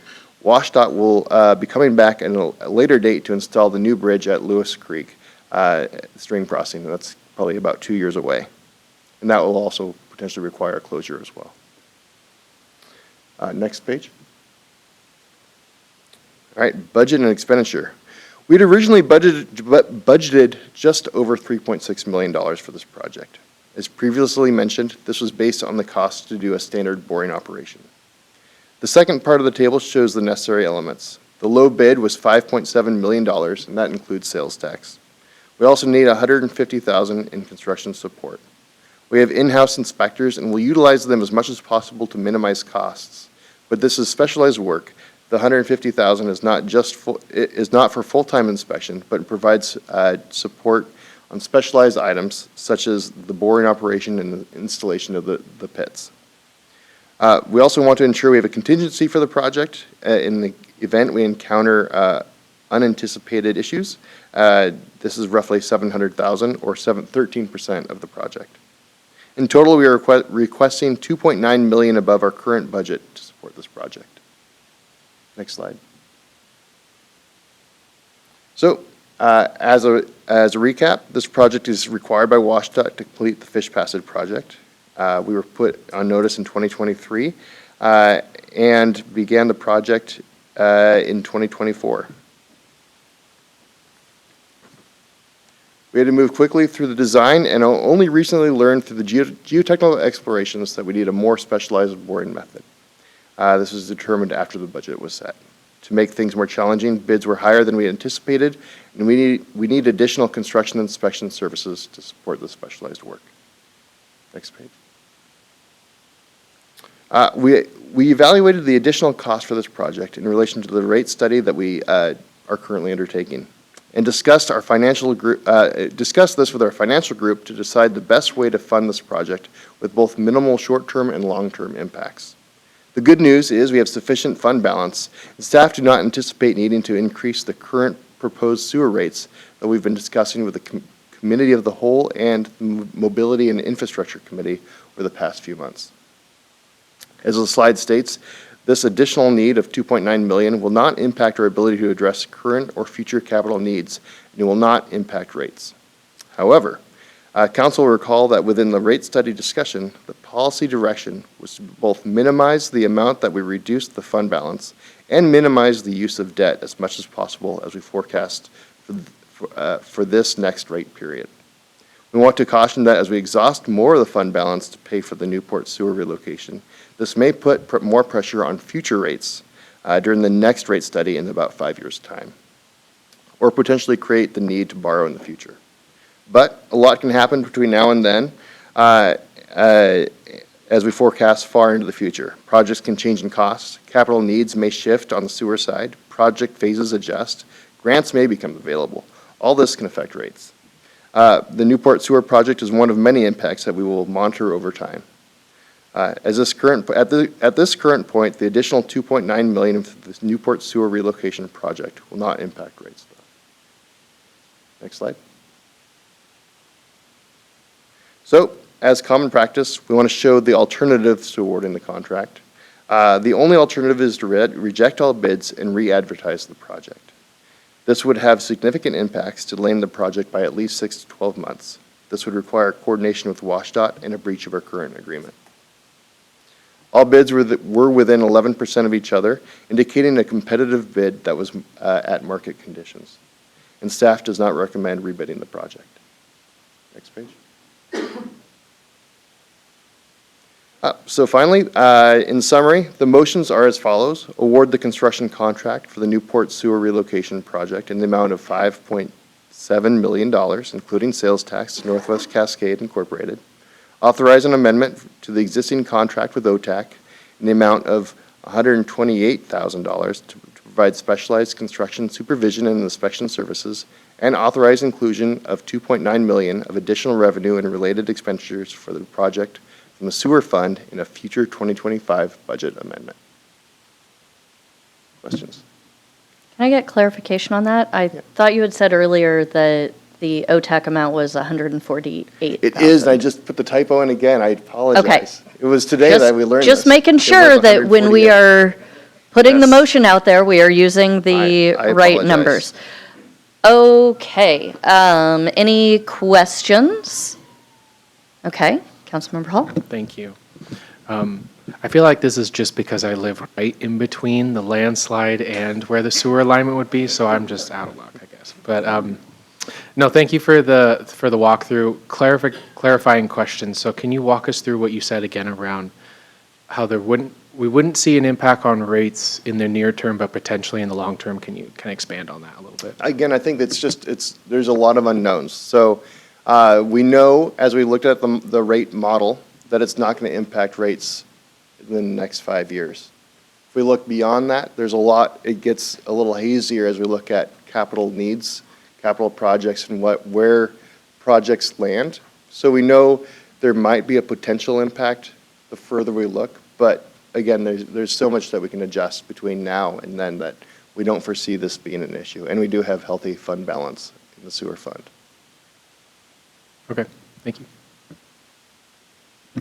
Okay, any other questions? Okay, we will take a moment to go back to public comment and see if anyone in the room wants to make public comment or anyone online. No? Oh. Fantastic. Regular meeting. I'm so used to doing the committee of the wholes. I'm like public comment every time. Okay, fantastic. So do we have a very long motion? We do. I move to award the construction contract for the Newport Sewer Relocation Project, SW017, in the amount of $5,695,187.18, including sales tax, to Northwest Cascade Incorporated. 2, authorize an amendment to the existing contract with OTAC Incorporated in the amount of $148,486.82 to provide specialized construction supervision and inspection services. And 3, authorize inclusion of $2,900,000 of additional revenue and related expenditures for the project from the sewer fund in the future 2025-26 budget amendment. Second. We do love a good second there. Any comments on this item? Okay, Deputy Council President? You know, when I was reading through this and I was thinking, this is probably going to be typical of a lot of things that are going to happen in the future. We know that construction costs are going up. We also know that when we get into the ground, we sometimes find things that we did not expect at all. And that happens with, a lot of construction projects. And in this case, it was a very expensive discovery. So I really appreciate the thorough presentation that we received and the understanding of why this project is going to be cost so much more than it was originally planned. But again, especially with the increase in construction costs that we're seeing just across the board, I don't think this is going to be the last one that we see like this, unfortunately. I will be voting to support this motion. Thank you. Anyone else? Councilmember Joe? Thank you. Just want to say that I appreciate the efforts that have been made by Public Works to notify the people that will be impacted by this, the communication that you've tried to make, tried to put out there so that people can see it on Twitter, on our other social media feeds is important, and the signs that I know you're going to be putting up there to remind people this is coming. Even when we do all this stuff, the day that the construction starts, people are befuddled and kind of in shock that it has happened, but we can only do so much. And if there's anything else that you can think of that might come to mind, whether it's a hot air balloon or an airplane sky sign that might work to help, don't be afraid to go the extra mile, because I think it makes a difference in terms of the way our community receives those communications and understands the projects that we're doing. So just wanted to make that comment. Thank you. Excellent. Any other comments there? Okay. The motion, I was going to say, if you put it on the screen as presented, before council, is that all those in favor signify by saying aye. Aye. Aye.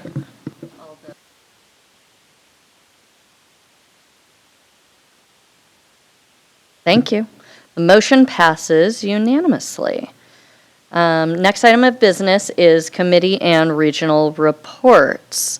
So I'm going to go down the line, even though y'all are switched. Councilmember Joe, do you have a report?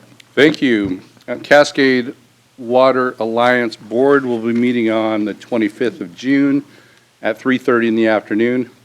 The Public Affairs Committee is currently scheduled for July 2nd at 9 o'clock in the morning. That may be subject to perhaps being canceled as it is close to the 4th of July holiday. The Mobility and Infrastructure Committee will next meet on June 17th, and the Chamber Board meeting will be on the 20th of June. And if you have any items you'd like us to convey to the Chamber for discussion or for giving them notice or any of those other things, please let me know. We want to make sure we have a good communication avenue between the Chamber and the Council. Thank you. That concludes my report. Great. Councilmember Zhang? Great, thank you. I have just two meetings to announce. One is there's a Sound Cities Association Public Issues Committee meeting on Wednesday, June 11th. And there's also an Eastside Transportation meeting this Friday, June 13th, and that will be held in person in Redmond. And that's it for me. Councilmember Hall? Also, two quick announcements. Planning, Development, and Environment Committee, our next meeting is tomorrow night here in Chambers, and we'll be talking about Title 18 policy amendments. So that's fun. And then Eastside Fire and Rescue Board of Directors, our next meeting is this Thursday.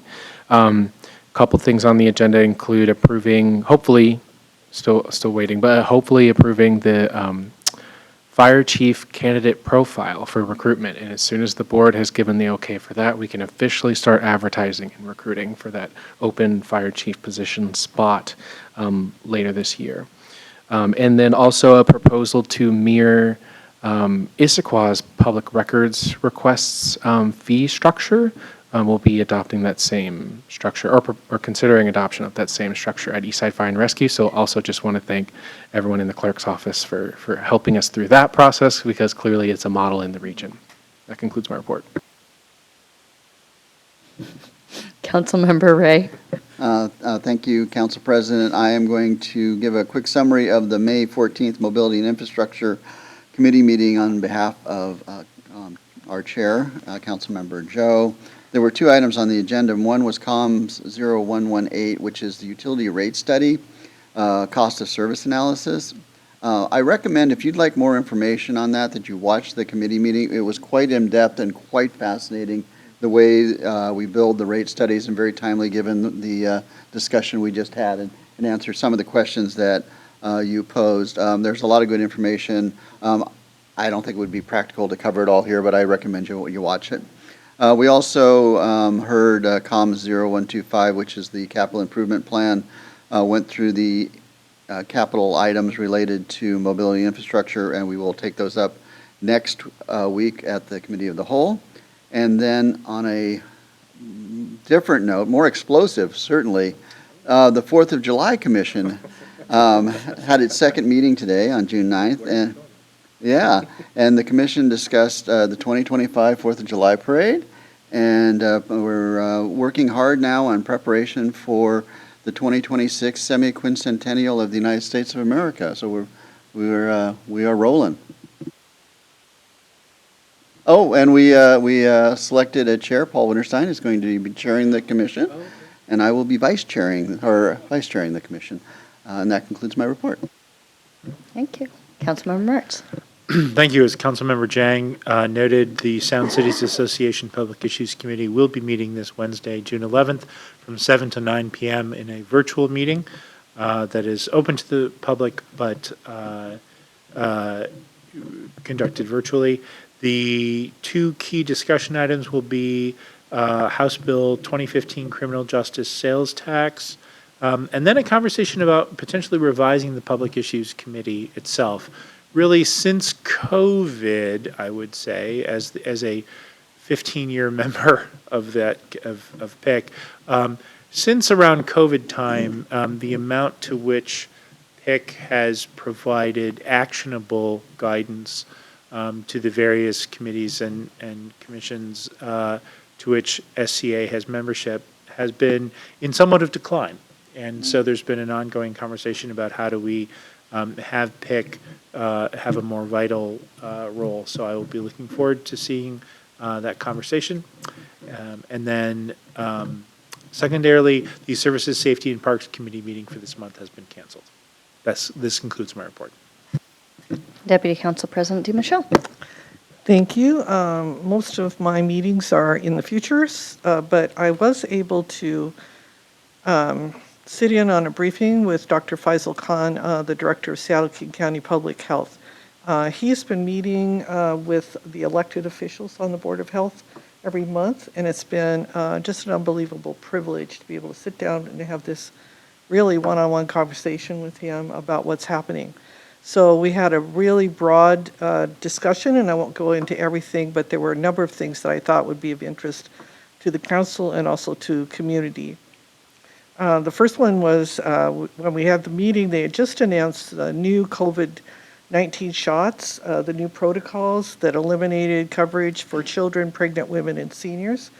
And Dr. Khan said that King County Public Health will not change its protocols until the CDC issues new guidelines, and he doesn't expect that to happen anytime soon. So in King County, at least, those vaccines are still going to be available and recommended to those particular groups of people. We have a new King County Health Officer that has been selected. Dr. Juchin retired after quite a long time as our health officer, and so our new one is Sandra Valenciano, who's coming from DeKalb County, Georgia, and she will be here on August the 4th. Dr. Khan mentioned or discussed the fact that at this point, all gender-affirming care has been eliminated from public health funding, and subsequently that has affected insurance coverage. So leaving a lot of individuals with only private insurance and their own financial resources at this point to access care. It is also doubtful that the United States will have a fall flu vaccine. The advisory committee that decides on the vaccine protocols was able to meet, but their work, including deliberations and final recommendations, have been placed under a gag order by federal health officials. And it was announced today by Secretary Kennedy that he was firing everybody on the Vaccine Advisory Council. And then finally, King County And this is a timely reminder. We had 37 drowning deaths in King County last year, and Dr. Khan wanted us to be sure and remind everybody that the water in Puget Sound area is cold to the point of being lethal until later in the summer, and that many of the deaths last year resulted from people diving into cold water, which causes a kind of paralysis and subsequent death. And so just a reminder to be really, really cautious in this early part of the summer. Even though it's very hot out, the water can be very, very cold and actually quite deadly. So, yeah, and we discussed many other things. Like I said, he's a very, such a knowledgeable, compassionate, empathetic person. It's wonderful to be able to have these briefings from him. So that's it. Thank you. Okay, my report. The Puget Sound Regional Council Growth Management Policy Board met on June 5th, where I continued my tour of comprehensive plans. In this case, we recommended certification for 7 cities, including Issaquah. So we recommended full certification for us. There were 2 cities, and this was the first for this year that we recommended conditional certification, and that was Renton and Lake Forest Park. They had some missing transportation information on their traffic counts and things like that, which means that they can't be qualified for full certification. But the conditional certification still allows them to go out for bids of projects where the Puget Sound Regional Council holds potential transportation money. And so they will fix those, and they're working with the cities to get it fixed by the end of the year. And then we also received presentations from the UW Evans School students on how cities addressed racially disparate impacts in their comprehensive plans, and information from a project called Home in Tacoma's ownership incentives, and so got that information. The King County Affordable Housing Committee also met on June 5th. We also did some nasal gazing, looking at it was 5 years into the Affordable Housing Committee existing, and so just trying to get a sense of, are we doing what we should be doing? We did recommend that the Growth Management Policy Council adopt the charter amendments that establish a slightly new strategic direction for the Affordable Housing Committee. It really continues our focus on land use. We didn't go after funding or take a model like Sound Transit that would have funding authority. And then it makes changes to kind of our monitoring schedule, the membership, leadership, and staff work. And then we also did a little look back, since this was the first time housing elements in the comprehensive plan were reviewed and kind of we had comment letters on them. We took a look back on what that was. We heard from a lot of cities that work with staff was really good, that they really appreciated it. But we did note that none of the plans actually came through 100% aligned with the countywide planning policies. And there were a few cities that didn't actually participate. So just, we wanted to get a little bit of feedback and everything on that, because we realized that the next review cycle for comprehensive plans will happen in 2035. And so if we don't get it on paper, it's likely none of us are going to be on those committees at that time to provide the feedback. So Puget Sound Regional Council Growth Management Policy Board will meet on July 3rd, but the Affordable Housing Committee has canceled their July meeting. So that concludes my report. Going on to the mayor's report, there will not be an executive session this evening. I don't know if anybody noticed, but there was a water main break on Front Street. And so Public Works crews worked to repair that. So we had a substantial water system leak on Front Street South at the Windsong Apartments complex. This resulted in having to close the northbound vehicular and bike lanes, loss of water service for many residents, and many hours of hard work for Public Works employees, all on a very, very hot day. Our crew members had several challenges in the field as they worked to diagnose the problem and how to safely isolate the issue. Water service was restored to all affected properties before midnight. Some residents may have noticed some initial cloudy water or air bubbles as they turned on their faucets in the morning, but after running the tap for a very short period, all of those issues should have resolved. A contractor will be on site either tomorrow, June 10th, or Thursday, June 12th, to perform interim repairs, and residents will be able to get into and out of the complex's driveway, but on occasion may need to wait a few minutes while the contractor moves equipment. We really appreciate everyone's continued patience and support, and we just want to thank our hardworking Public Works employees for their expert work on this. They really spent a full day in the hot sun troubleshooting and laboring to ensure restoration of a safe water supply. So thank you to our team. Next item, local Issaquah youth selected for Youth Leadership Summit. Local Issaquah youth, Sanvi Madan, was one of the few selected in the country to attend the Youth Leadership Summit in Washington, D.C., June 15th to 21st, and serve as an official youth representative for the City of Issaquah's Sister Cities Commission. We are so proud to have Sanvi represent Issaquah and look forward to hearing about her experience at the summit. A few upcoming events. Young Artists and Authors Showcase displayed at the Issaquah King County Library through June 16th.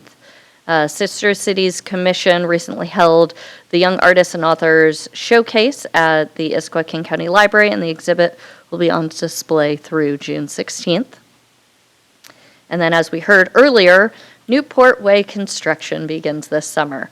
So, beginning this summer and continuing for the next few years, several large projects will be constructed on the north and south sides of I-90 in our community. These projects will most significantly affect residents along Newport Way and Northwest Sammamish Road, but everyone in the community should be made aware.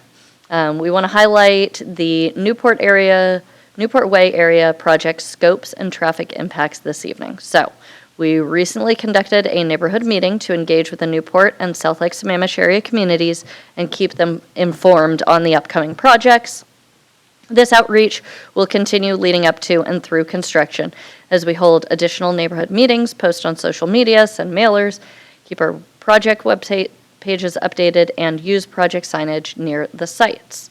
So the 4 major upcoming construction projects in the Newport Way area are TR 061, which is the Newport Way landslide mitigation.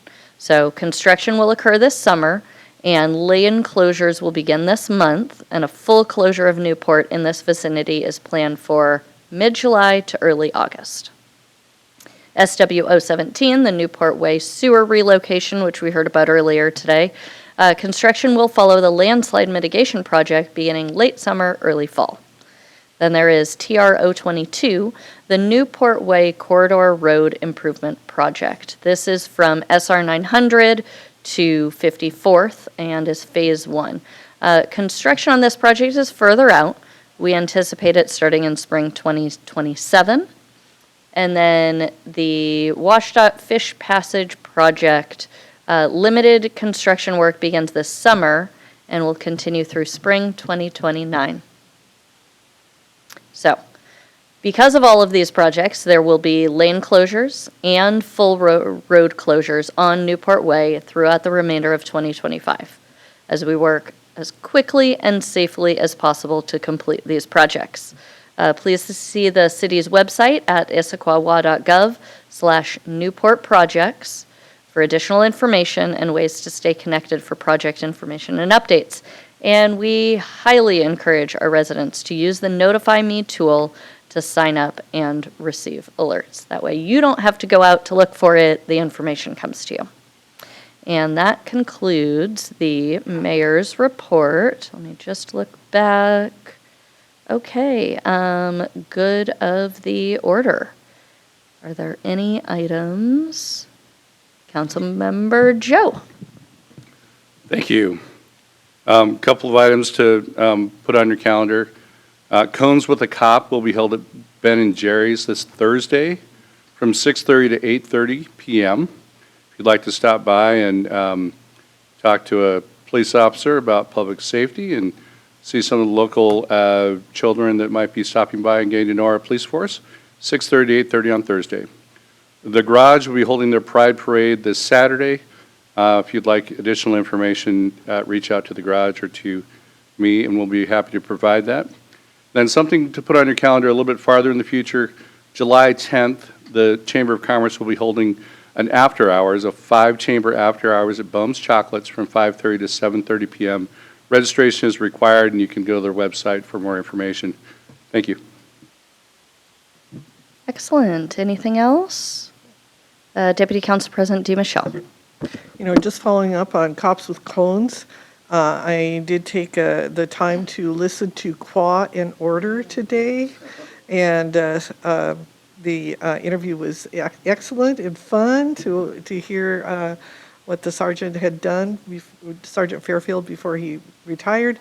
I just thought it was delightful, and so Qua in Order Episode 2 is highly recommended. I will second that. Councilmember Zhang? The Issaquah Alps Trails Club is hosting a birthday party for Harvey Mannings to celebrate his 100th birthday, even though he's no longer with us. So it's going to be held at the community center lawn near the Harvey Manning statue. There's going to be speakers, a fun scavenger hunt for kids, and all around great time. And actually, it'll also be filmed by the city for inclusion in the documentary that they're making about Harvey Manning. So all of you are invited to attend.